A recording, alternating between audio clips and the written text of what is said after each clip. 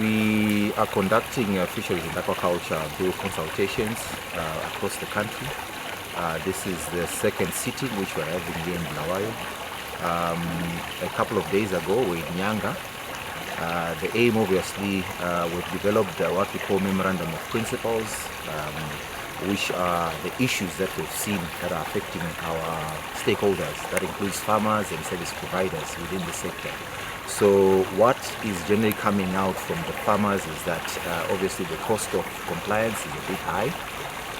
They are also crying about issues to do with feed, unavailability of feed on the market, quality of fingerlings, amongst other issues.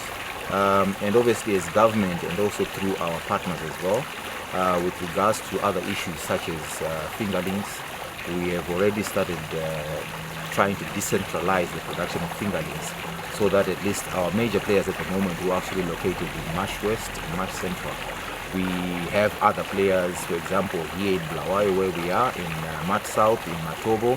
We have got Matopos Research Institute where we're already constructing another breeding site. We are also looking at establishing fingerling hubs so that at least we get fingerlings closer to the farmers themselves as well. With regards to feed issues, we've got quite a number of new players that have shown interest in setting up a shop in Zimbabwe, and obviously we are still engaging those particular individuals.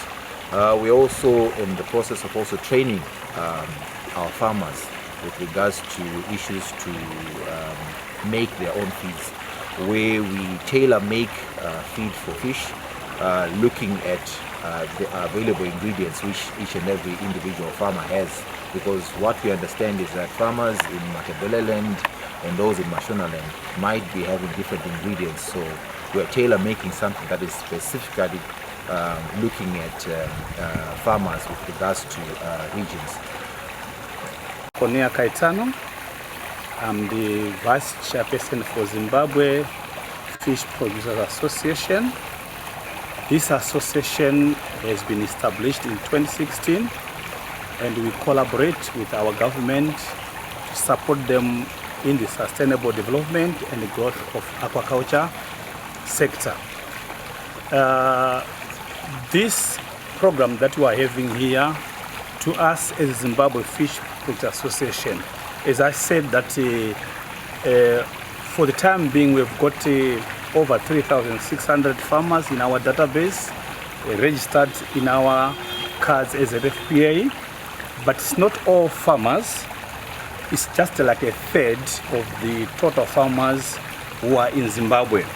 And we are also expecting that by the end of the year, after the survey which is being done by FAD and the cluster mapping which we are also doing by being supported by Fish for SCP through FAO, I think by the end of the year we'll be having more than 10,000 farmers in our database, on which we would have clustered all the farmers in clusters. And farmers have been getting into the farming business not because they were being forced, but they understood that fish is critical in the health of a person. And so forcing them at the same time, it's not about only consumption, but for them also to get an income. But because the industry, when it was assumed, it didn't have its own legislation. It was borrowing legislation from other sectors which doesn't support fish production legislation.